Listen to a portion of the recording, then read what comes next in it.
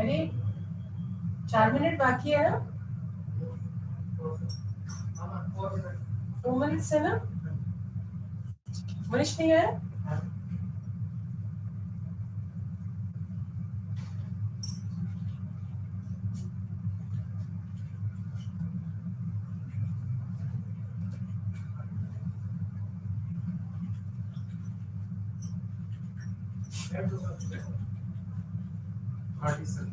अच्छा तुम देख लो फिर।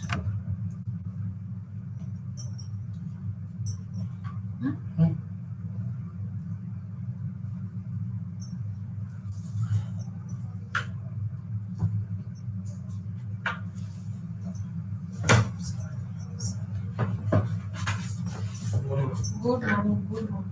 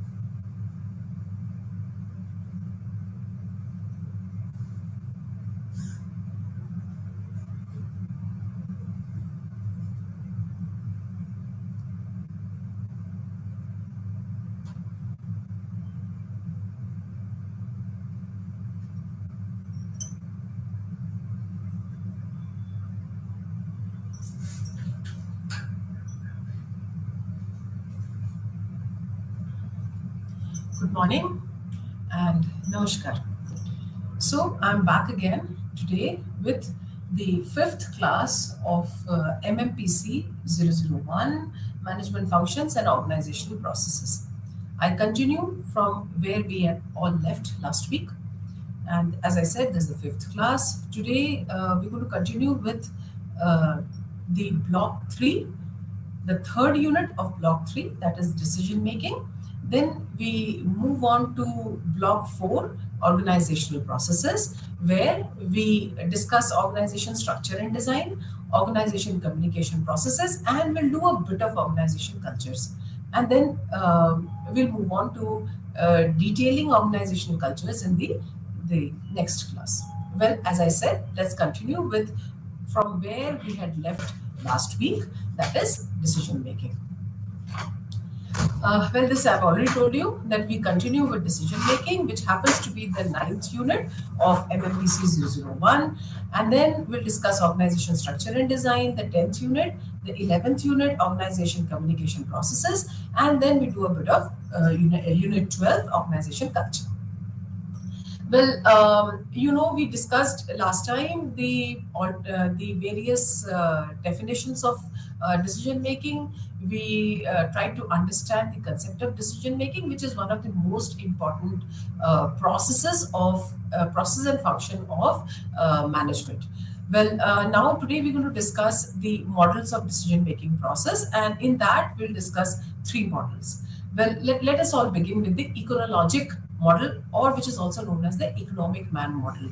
Now, economic man model is based on 2 assumptions, and we assume that people, the employees, are economically rational. We know employees are rational. We have to be rational whether in the organization or in our daily life, but we are economically rational even when it comes to decision making process. And the second assumption is people attempt to maximize outcomes in an orderly and sequential process. So it is not, as per the economic model of decision making, it is not in haphazard manner that we take a decision. It has to be a very, very systematic and orderly, and it is a sequential. That is, one step follows the next step. It's not that we do the last step and then we move on to the third step. No, it's not like that. So what are the steps? Like the steps is, first of all, as I told you, decision making process is basically choosing the best alternative, and decision making process begins with identification of a problem. Now, I have already discussed with you that problem here is not to be connoted as a negative term. It is any situation which requires choice of an alternative. So it is a problem here is not a negative aspect of our organizational life. So first of all, what do? We try to discover the symptoms of problem. So we know that there is a situation wherein we need to take a decision. So what we try to do is we try to find out the symptoms of that situation which requires us to take the decision. Then, in order to find out the symptoms, we try to analyze the whole environment. Once we have analyzed the environment, we know the symptoms, that these are the various symptoms, the elements which need us to make a decision. Then what we try to do is that if we resolve this problem, if we make the decision, what goal is going to be achieved. So we identify that goal, because once the correct goal is identified, then we say half of the problem is solved. Then third, we try to determine the criterion for evaluation of alternatives. So we do try to find out the alternatives, and then we choose the best alternative. But then what is required is, how do we, once we have the different alternatives listed in front of us, then we try to find out that how do we assess these alternatives. So what is the criterion, or which are the criteria for evaluating these alternatives. Then we identify all the courses of action. Courses of action means the various alternatives. Then we also, not only we identify various alternatives and choose the best alternative. No, As I said, economic man model. So, and he is a rational man. So he will study each and every aspect before making any decision. So what does that mean? We also try to find out the consequences, that if suppose we choose the alternative A, or suppose we choose the course of action A, then what would be the result of that? Number two, if we choose the second alternative, that is alternative B, similarly alternative C, alternative D. So for each of these alternatives, we try to assess, we try to evaluate them, that if that is this particular alternative is chosen, then what would be the result? Whether that result matches the goal that needs to be achieved. If it matches the goal to be achieved, then that means that is the best course of action, or that is the best alternative. If we see that there is some kind of deviation between our stated goal and the goal that is the result of implementation of this alternative, if there is some kind of deviation, that means there is something missing out there, so we don't choose that particular alternative. So once the consequences of the alternative are studied, then we choose the best alternative. So I think you would understand, when we are doing such a thorough study in making a decision for a particular situational element, or for a particular, let's say, problem. So obviously we are very, very rational. We are not taking any knee jerk decision. So this is what we call as the econologic model of decision making. Now we go to the next one, bounded rationality model, which has been given by Herbert Simon. Now, bounded rationality, as the name shows, there is rationality. A man is obviously rational, but he is bounded. Now, what do we mean by bounded? That means there are some kind of limitations. So he is bound by, or he is limited by certain factors, certain dimensions. So although he is rational, but then there is some kind of limitations which stop, or which kind of prevent the employee from taking the best decision. So as we know, that bounded rationality is also known as an administrative man model. So he is not a completely economic man, he is an administrative man. So when we are calling a person an employee, or whether this model as an administrative man model, that means what?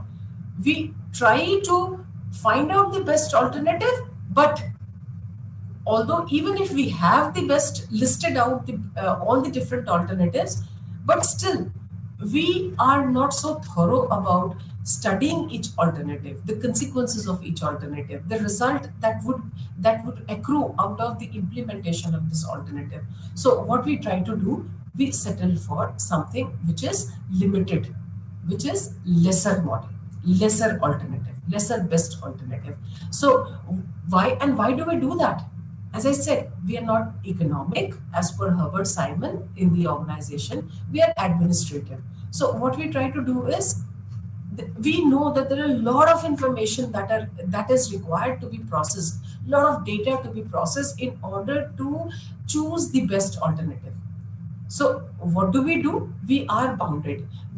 And what is this binding? This binding is that we do not process all the information. We do a limited processing. And why do we do that? Because we are not having the complete capabilities. Even if we have all the information, what we try to do is, because of the limited capabilities. Now, limited capabilities does not always mean the employee's limited capability. It could also mean the limitations of resources existing in the organization. Take, for instance, the time. Maybe, we are short of time. So at a very short duration, we are supposed to make a decision. Then in that case, will we wait to evaluate all the alternatives? Because all the alternatives would take time. It would require all the resources to be evaluated, to be assessed. So what do? Within limited information processing, we try to assess the best possible, not the best alternative, but the best possible alternative. So that's why we call it as the bounded rationality. The third is implicit favorite or the gamesman model. Now, what does this mean? Implicit favorite. It is not the favorite, it is not the best alternative, but it is considered to be implied. So the decision maker, what he or she does, he tries to show that he has chosen the best alternative. So what it is, it is basically he tries to show the employees that he has used all the different methods to choose the best alternative, but then he has actually not done that.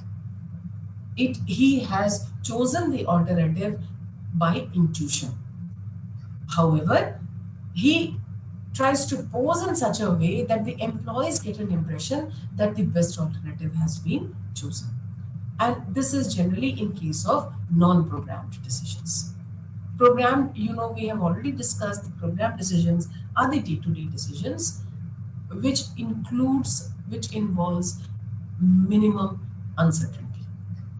However, in case of non-programmed, there's maximum risk. There is 100% uncertainty.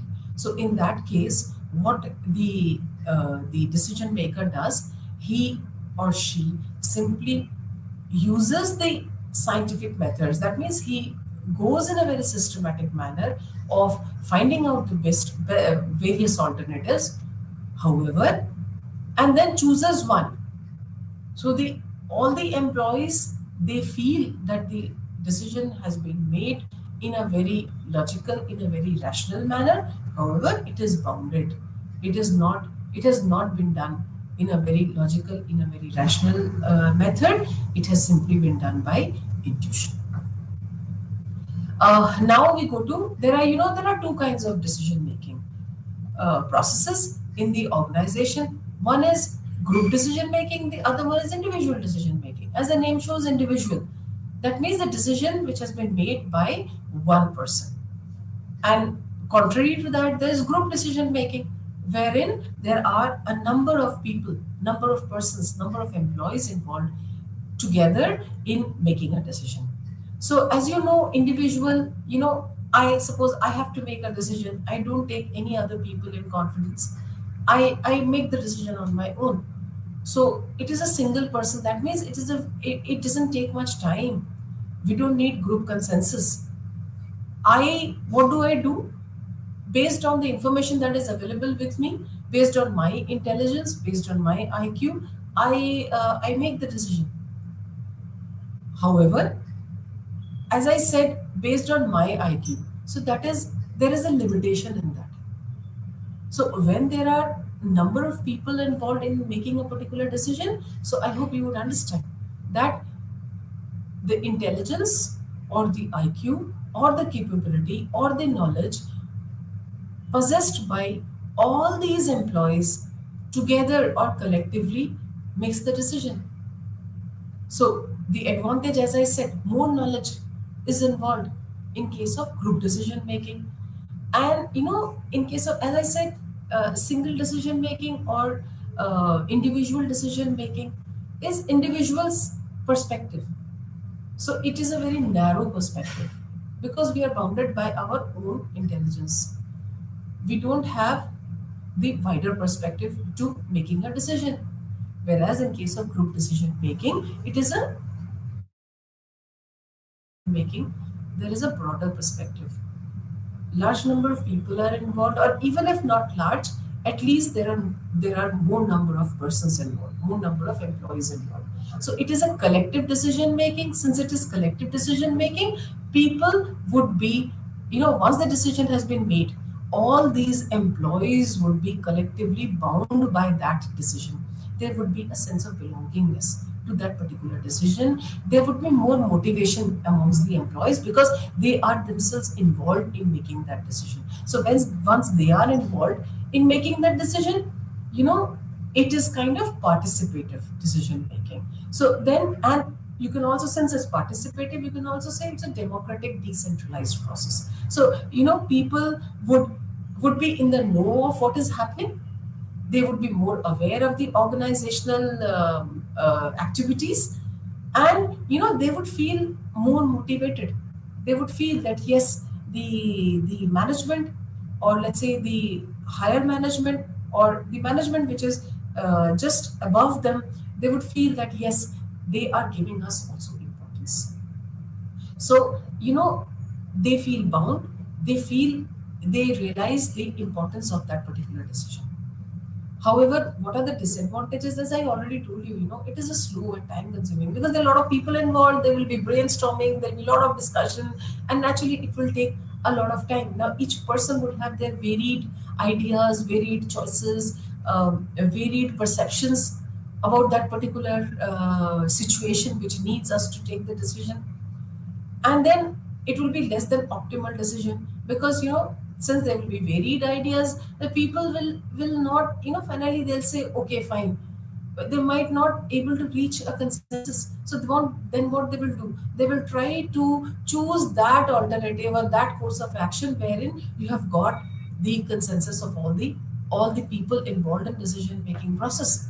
So it would be less than the best decision that could have been taken by the people. Then, in the group, obviously there will be a team leader. It's a team. So the let's say the superior of the group, the leader of the group, he or the boss of the group, at the end of the day, his ideas would dominate. And then, it's not only the formal leader, there's also an informal leader within the group. So at time, whose ideas, or who is respected by the other employees. So the other employees will listen to what that person says. And then, efficiency and timeliness is compromised. This we've already discussed, because lot of people involved. So it would be a time, not really a very timely process. It can get delayed. Now, students, friends, we go to the last block of MMPC 001, that is the fourth block, which is known by organizational processes. The title is organizational processes. So in this, we'll begin with the unit 10, that is organization structure and design. So first of all, we try to understand what is organization structure, why is it important, and the kinds of organization structure, the characteristics that go to design the organization structure. Okay. Well, as I already told you, once we are through with this particular unit, that is the 10th unit, what is it that you're going to understand? What is it that you will know? You will know the basic elements of organization structure. That is, you'll know the concept of organization structure. And as I said, there is, formal leader, formal organization, informal organization. Similarly, there is formal organization structure and informal organization structure. So that we'll be able to understand, and the differences between the two. Certainly, there is a difference between the formal and informal organization structure. And then, as I said, we're going to discuss the different types of organization structure and also the factors which are affecting the organization structure. What is organizing? Organization structure is the result of the process which is called as organizing. So organizing, obviously, when consciously, it is a consciously taken decision. It is a consciously carried out process in the organization. So when we say consciously done, that means it is formal grouping of activities and resources for what purpose? Why do we need to formalize the whole process? Why an informal organization doesn't serve the purpose? Well, we have to do it formally, because then it is there as a structured document. Everybody knows whom he or she is required to approach to, is required to report to, and also the hierarchy of the organization is designed. So that's why it has to be formally done. And then, the resources, they are not infinite in the organization. Everywhere the resources there are finite. There are limited resources, so that all these resources are utilized to the best. That is, there is optimum utilization, or rather, even I would say maximum utilization of resources. That's why we have to ensure that these resources are utilized to the optimum, to the best, to the hilt. And thus, by using these resources, we are able to achieve the objectives of the organization. So, if we have formal grouping, if we have formally organized structure, then the objectives, it ensures achievement of the objectives. It The activity is done with minimum time duration. It is orderly. Like I said, everybody knows who he or she is required to report to, and in turn, the team leader or the head of the department, he knows that these are the people, these are the employees who are under me, who will be working in my team, and he knows that this is the limited resource that I have. These are the machines that I have. This is the layout of my department, and within this particular framework, within this existing dimensions, I have to achieve the organizational objectives. So he ensures that there is maximum utilization of resources. And I've already discussed, since the resources are limited, therefore it is very necessary to properly plan these resources and organize them so that the functions, the work is done, and the decision that we have made, the alternative that we have chosen, that is implemented and organizational objective is achieved. Well, quickly we go through it. In other words, what is organization structure and chart? It refers to the formal established pattern of relationship amongst the various parts of the firm or an organization. We've already discussed it. It is deliberately designed, as I said, consciously designed, specified and adopted.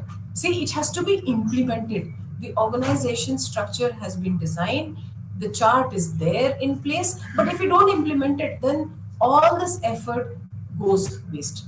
So it has to be adopted. We have to see that the organization structure is adopted and adopted well in time. See, if it is adopted and there's a delayed adoption of the structure, then it's like delayed decision is like decision not taken. So we have to ensure that the organization is designed, organization structure is designed, the chart is in place, and it is implemented.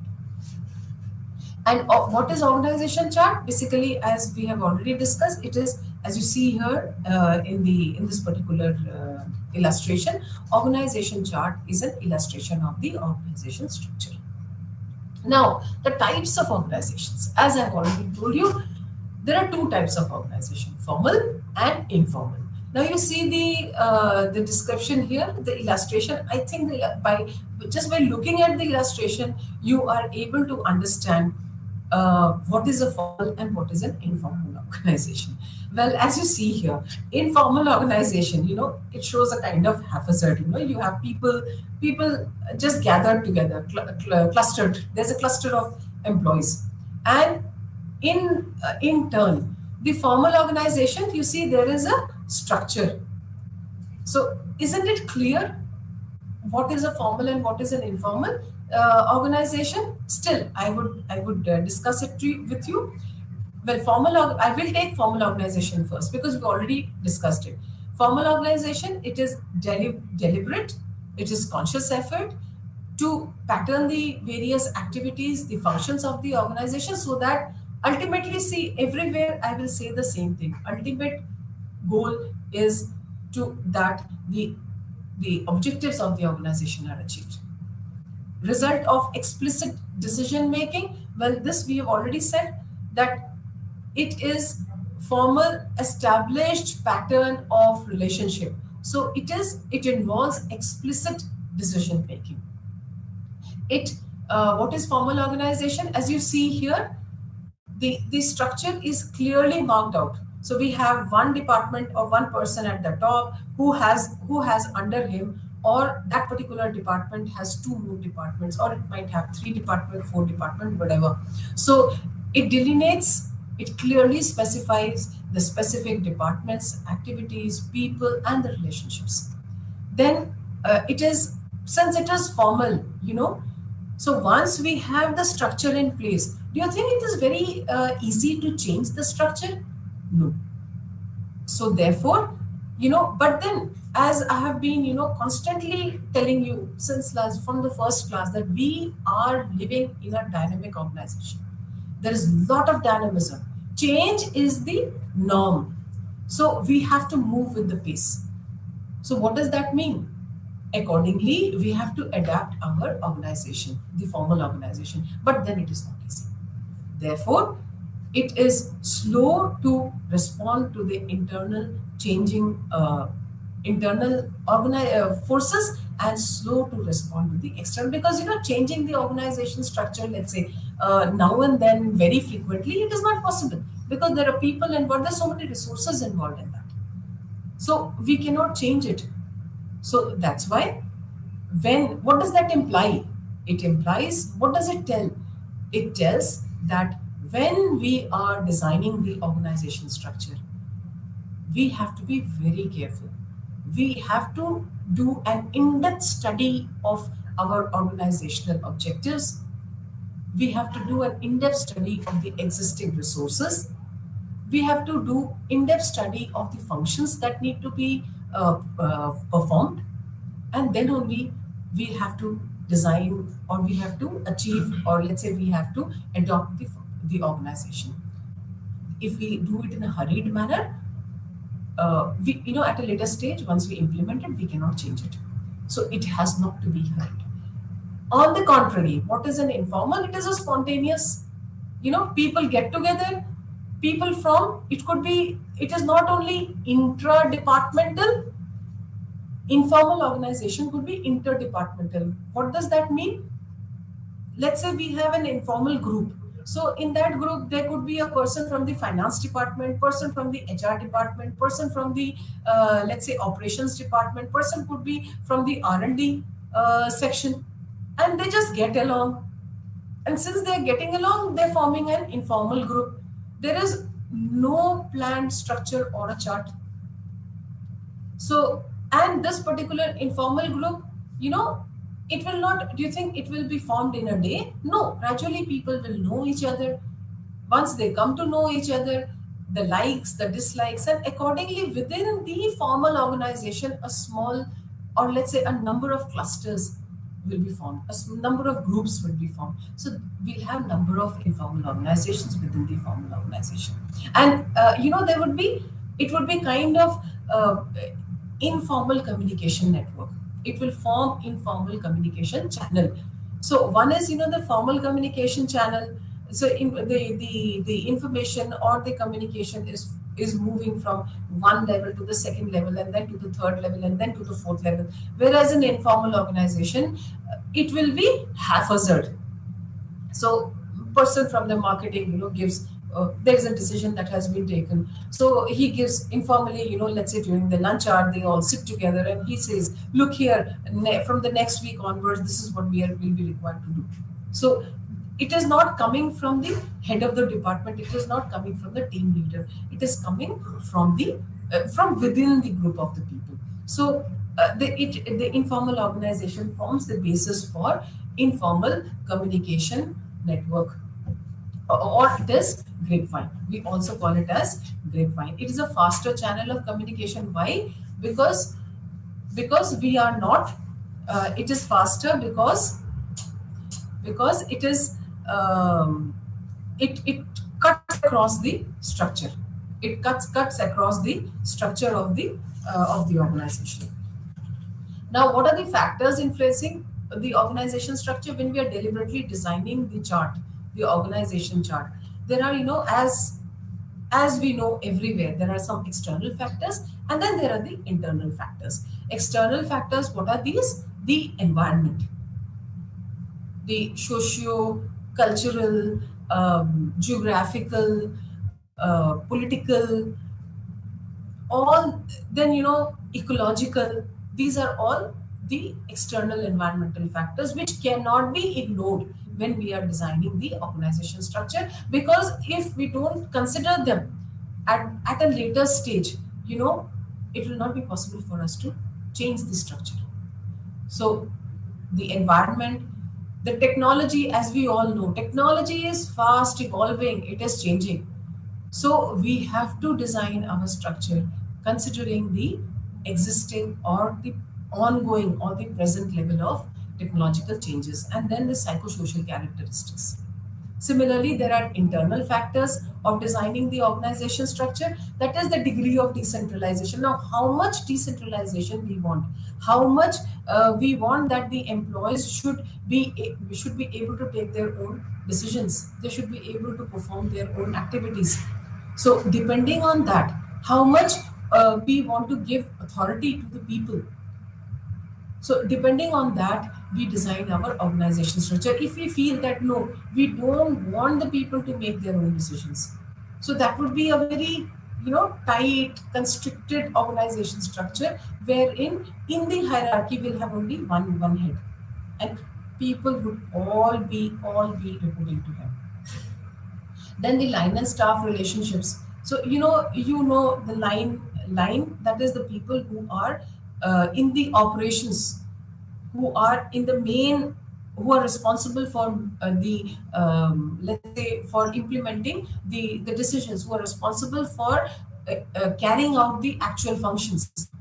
And staff are the, we generally call them as the advisory people, who are in the advisory role. So what kind of relationships does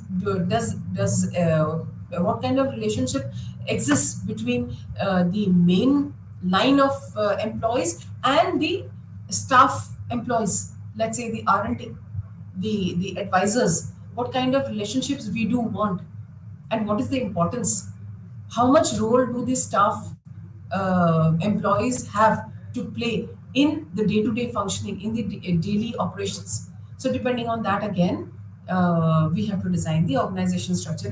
Then we have the specialization, the work specialization, span of control. So if it is a centralized organization we want, then obviously the span of control will be very narrow. Or if in case we have the decentralized, then span of control would be wide. Then the levels of management that we want. So depending on that, if it's a very big organization, and naturally the organization structure is a very big vast organization structure which we are designing, then in that case the levels of management might be possible that they might have more number of levels. Now, types of organization structure. Well, friends, will quickly go through this, because we have, in different ways we have studied it in the previous units also. However, we'll quickly go through it. Types of organization structure. As you see here, we have six types of organization structures. Functional organization structure, which is based on a single product, service, or let's say zone. So depending on, let's say we have one product, so then we would have functional, the various functions that are required to manufacture that single product. We'll have marketing. The organization structure would be something like, let's say we have the head or the managing director, then we have general manager marketing, general manager finance, general manager HR, general manager let's say research or innovation. So since there's only one product, so that would suffice. Then we have product organization structure. So product focused organization structure, organization chart would be wherein we have number of products. Let's say we have the FMCG manufacturing company. So maybe there would be one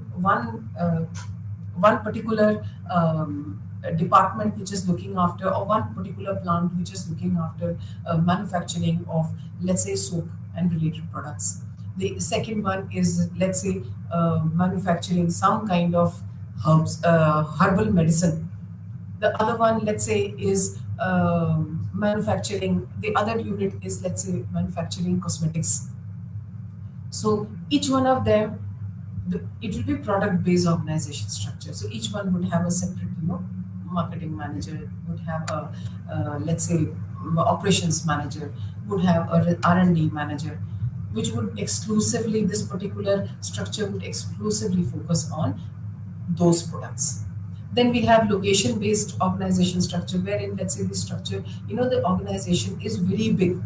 Let's take for example, we have take your own university. Now this is, we in a way we have location based organization structure, wherein the the institution is nation, has got a nationwide mandate. So like we have regional centers catering to the educational services of each of the region. So that is location based. Then we have types of customers. We have different kinds of, let's say we have high end customers. We have so segmentation of the customer has been done. So based on the segmentation, the organization structure has been designed. Then we have matrix, which is a combination of, as the name shows, matrix is a combination of product and the functions, wherein there would be a judicious mix of skilled services, that is the functional employees, and the specialized knowledge of products. So we would have the, let's say, the scientists who have the knowledge of the technical knowledge of the product, and then we have the operations people. So when they are together, that would be a matrix organization, because the R&D, the research product, the research that is going on into development or innovating new products, once that is done, then that is transferred to the people who are actually manufacturing it. So that is a matrix organization. And then we have network. So network is what involves number of different services offered by different agencies. Together they form a structure. So these are the different types of organization structure. Now we go on to the next unit, that is organization communication processes. Now, do you think, like we said, organization, or let's say management, had different functions? We've been studying all that throughout the last 4 weeks. So, do you think, like we had planning, we had organizing, we had directing, we had leadership, leading, we had motivating. Now, do you think all this would succeed if there is no communication between them? If they are standalone, let's say, in the organization structure which we studied just now.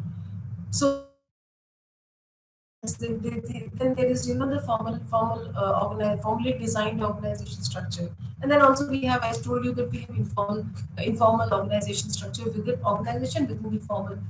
So how is an informal organization? You saw the importance also.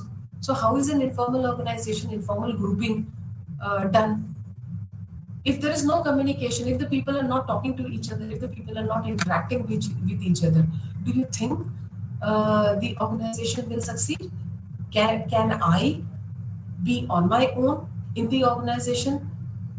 Can, let's say, another colleague of mine be on his or her own and perform the activities? No. That is where the process of communication, very, very important process of communication, comes to play. What will you understand at the end of this particular unit? Well, we will first of all, as usual, we'll try to understand the meaning of this word. What is this concept of communication? Why is it so important? And how this process is conducted, how this process is done in the organization, that is process of communication. Then, as you saw, the organization was also like two types, formal and informal. Similarly, decision making was also two types, group decision making, individual decision making. Similarly, there are types of communication also. I think you would be able to, you can, if you think, I think you've already got an idea of what types of communication we are talking of. Then there are channels of communication. The communication travels through different channels, different paths in the organization. Not only in the organization, in the formal, informal organization, even at home, everywhere there are channels of communication. Then, do you think communication is always effective? No. So there are certain factors which impede the communication flow. So those we are going to understand in what we known as barriers to effective communication. And if there are barriers, if there are hurdles to communication, if there are hurdles to information sharing or interaction, then obviously there would be ways to mitigate those barriers, to mitigate those problems. So that is what we say, how to make communication effective. Well, let's continue. Well, what is communication? As you see here, I have given tried to give different illustrations to the communication process. What is communication? Let's It is sharing of ideas. As you see here, I'm showing two employees. They are sitting across a table and they are discussing. So what does that mean? They're sharing ideas. Their ideas, as I said, it is information flow, information exchange, communication flow. So, what is it? It could be ideas, it could be facts, it could be understanding, it could be data, it could be opinion. So, anything that we are sharing is known by the term communication. It is transmission of meaning. More formally, if you want to say, see what does this we show here? I'm trying to show that this kind of radar which is transmitting information.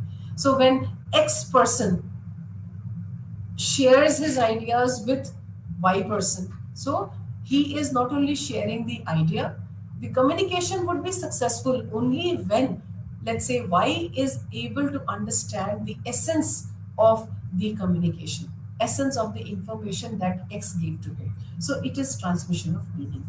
It is also passing of information and understanding from one person to another.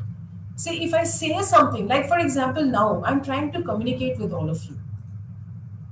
So whatever I'm trying to say, whatever I'm trying to, discuss with all of you, if you all don't understand, do you think communication process is successful?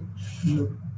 So it is basically communication process is passing of information and also understanding. Communication process will be successful when whatever I am saying as a person, whatever I am telling you, you are grasping that and you are also understanding it. So that is also what is known as communication. Now, why is it important? Well, it forms the foundation, as mentioned here, forms the foundation of a good organization. If there is, as I said, there is no communication amongst people, so there would be communication, what we call as communication gap. So we don't know what X is doing, Y does not know what Z is doing, Z does not know what A is doing. So there is a whole lot of confusion amongst the employees. So in order to ensure proper information dissemination in the organization, communication is an essential element of the success of the organization. It is also like, why is it important? It, as I said, dissemination of information. So, the head of the department, let's say all the heads have had a very important meeting. Then it is expected that each one of this head of the department comes back to the team, comes back to the department and formally informs the employees under him or under her. So it is very, very important that we disseminate the information. Thus is the importance of communication. It is also a managerial function, depends on the adequate communication. So we say a manager is successful when he or she is able to correctly inform the employees. Not only correctly, but also informs the employees in a timely manner. So it is that's why communication is important. Then it also, why is it important? Because with the help of right kind of communication flow, the employees are able to understand what is going on in the organization and they are able to perform the work accordingly, and thus the achievement of goals of the organization. Now, process. I think you would have understood by now that communication is not as easy as we think. It is a process. There are as you see here, there are five elements. So there has to be a source from where the communication originates. Then, obviously, source of what?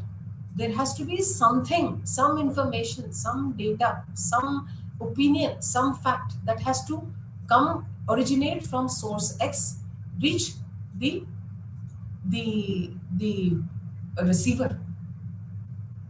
So there is a source of information, there is a receiver of information, the information itself. So if you don't have anything to communicate, will we be communicating? No, we'll be idling. Then there has to be a channel for the flow of communication from source X to the receiver.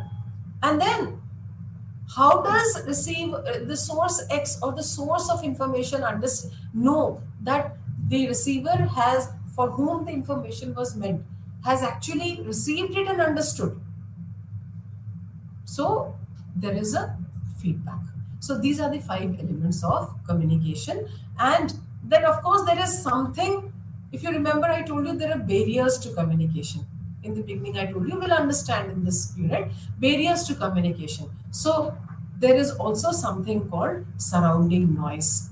So surrounding noise is kind of element which affects the flow of communication, or it affects the receiver from knowing or understanding exactly what the sender had sent.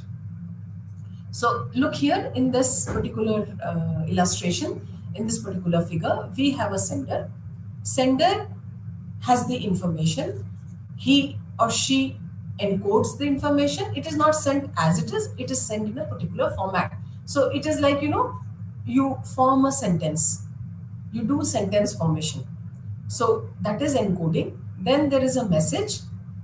It travels on a channel. It next is the channel. Then through the channel, receiver receives the information. So once the information is received, the receiver will try to understand this particular information. So the understanding process would involve decoding. There is encryption at the sender's level, and there is decryption at the receiver's level. So once he has decrypted, she has understood the information, then there is a kind of feedback. Like in the class, you would have seen your teacher asking you, have you understood? Am I clear? So what does that mean? And then you say, yes, ma'am. So that is basically the feedback. Or let's say in the organizational terms, let's say all the employees, they get the information, they based on the information, they implement it, and then they go back to their superior and say that, yes, this has been done. Then the superior will be able to know, and then the superior will be assured that, yes, whatever information I had given, my employees or my team has understood it, or my employees have understood it, and they have been able to implement, they have been able to carry out the work, and thus the work has been done. Now in this whole process, what happens? There is a culprit, that is the noise, the external noise. Now that noise is basically not the noise per se. Don't go by the literal meaning of the word noise. It is basically the barriers or hurdles of the of the uh, of the environment, which impede the proper flow of the information or understanding. So that is the process of communication. Now, types of communication, we have verbal communication, and then we have the non-verbal communication. So verbal communication would be like, the sender sends the information, like for example, the email. In earlier days, we had the letter, email, SMS, manuals, brochures, book, presentation. This is all verbal communication. This is verbal and it is written communication. And verbal communication could also be, written, or it could be oral. So written, as you know, when there is a specific formally organized information, designed information, and encoded information which is meant for a particular person. That is the written, formal, verbal communication. Then also we have the oral, wherein you the employees are sitting in a workshop, or let's say they are sitting in a room in a meeting, and the superior gives the directions.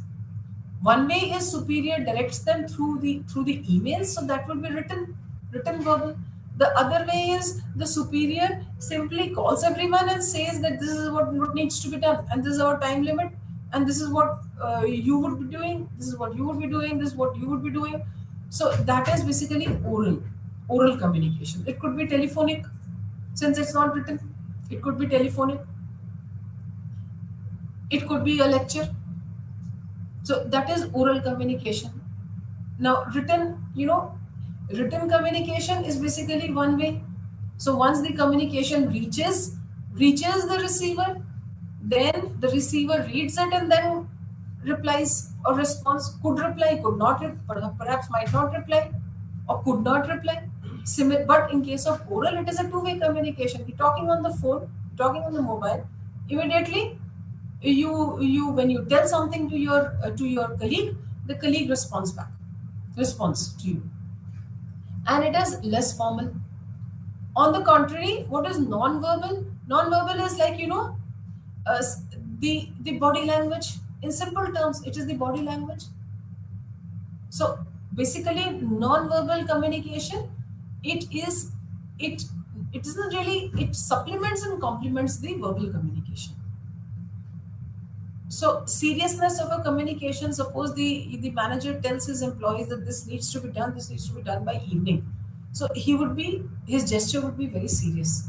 It would be very formal. So that is complimenting. The employees would know, that yes, this is a very serious direction that we have received and we have to implement it immediately. That is non-verbal. As I said, it is the kind of body language, the eye contact, that all forms non-verbal. Next, we go to the channels. Now, we have formal organization. Similarly, we have formal communication, and we have informal organization. We have informal communication.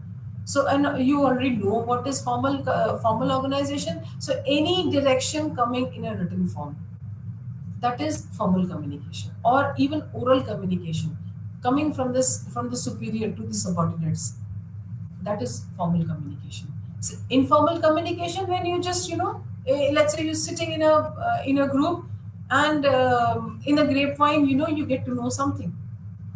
So that is informal communication. So formal communication, I'll not go very much in detail. Formal communication, obviously it would travel through the organization levels, through the organization's hierarchy. Whereas informal communication formal communication would all the time, it would move from upward to downward, and in response, the feedback would be downward to upward. Whereas informal communication would be cutting across the levels, cutting across the hierarchy, and it would be kind of a grapevine, informal in structure. There are no, it will not travel in the formalized essence of the organization. Now, we also have networks in formal communication. Like you see here, we have the star network, the circle network. This is when the communication, for the adequate flow of, or let's say the optimum flow of communication, the network is specifically designed for that purpose. So based on the objectives of the communication, that where it is supposed to reach, whom it is supposed to reach, what is it meant for, the network of communication is designed in the organization. Now, we studied, and I told you that communication is kind of futile if the person whom we are trying to communicate is not able to understand. So that means there is something wrong in the communication that we are trying to give.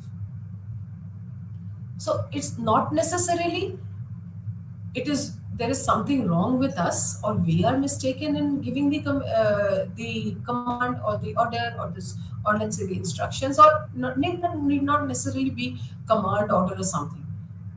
It could be maybe, the kind of language we have used. Maybe the language is not correct. So improper or inappropriate use of language, because the words, there is synonym. So but then even if there are synonyms to a word, the synonyms would be used in different situations. So if a, a wrong word is used in the message, then it will give a different meaning to the whole communication. So what would this be? This is basically, it affects the it affects the communication. So it becomes hurdle to effective communication. What are these hurdles? What are these barriers? We have semantic barrier, we have psychological barrier, then we have organizational barrier, cultural barrier, physical barrier, and physiological barrier. What is semantic barrier? As I gave you the example just now, wrongly used word. So that is a language barrier. Then poor quality of message. Then you have the technical language. So for example, there you are trying to communicate something to a person, or to an employee who does not know the meaning of those that language. You have used such technical jargons, you have used such scientific vocabulary, like jargons, which maybe that person is not in the know of. So that would form a semantic barrier. Language barrier. Maybe, a person is very good in English, and the other person whom he is trying to communicate, he doesn't know English that well. So whatever he will try to understand, that will be misconstrued. So that is a semantic barrier. Psychological barrier. The state of mind of sender or receiver, the psychology. Sometimes, maybe we are not in the right frame of mind, we are disturbed due to any reason, and thus in that situation, do you think the communication would be effective? No. Our thought process, our psychology will affect the communication that we are trying to give, we're trying to convey, the information that we are trying to give. So psychological barrier is again a very, very, it is a very serious hurdle for the flow of a hurdle in the way of flow of effective communication. So like I told you that communication is formal and informal. So there is kind of, grapevine, and there is non-verbal communication, that is the body language. So the kind of body language, you are having, that changes the entire essence of the communication. Suppose, you want to compliment your employee, however, you are using a very serious demeanor. So then in that case, employee will not be able to understand whether my superior is uh, complimenting me, or he is directing me. So that is psychological. Then we have organizational barriers. The superior subordinate, excuse me, relationship, the hierarchy. We know in a formal organization, we are not supposed to jump the levels. We have to communicate through the channel. So that is a kind of a barrier when, there's an urgency to communicate, urgency for the information to flow. Then there are cultural barriers. Obviously, people come from different backgrounds. Physical barriers, like I said, the noise. You're trying to communicate, give a very, very important instruction on the phone, and there's a network problem. So that is a very simple example of physical barrier. Then there are also physiological barriers, like, disorders a person has, is, let's say, specially challenged, has special requirements. So he would not be able to she would not be able to understand, or would maybe have limited understanding due to these physiological challenges. So these are the various barriers to effective communication. Uh, I think we left with a minute. We left with a minute. So, I also wanted to discuss with you how to make this communication effective. Well, I told you there are, sometimes jargons we are using which the other person does not understand. So we should try to understand the level of the person whom we are communicating with and use simple language. Avoid ambiguous meaning, a word which has got double meaning. Avoid usage of such words. Face to face communication is always better rather than communicating through somebody, trying to convey a message through somebody. There would be obviously break in the communication. Feedback is very essential. Listen with a kind of intent, understanding. Have a positive open environment. Be very careful in using the, I said, non-verbal, your body language is very important. So these are the various ways how we can make the communication effective. Well, friends, learners, we stop here today. This is all for today. We will continue with the block 4. We will continue with the unit 12 organizational cultures in the next session of MMPC 001. So that's it for today. Thank you so much. Namaskar.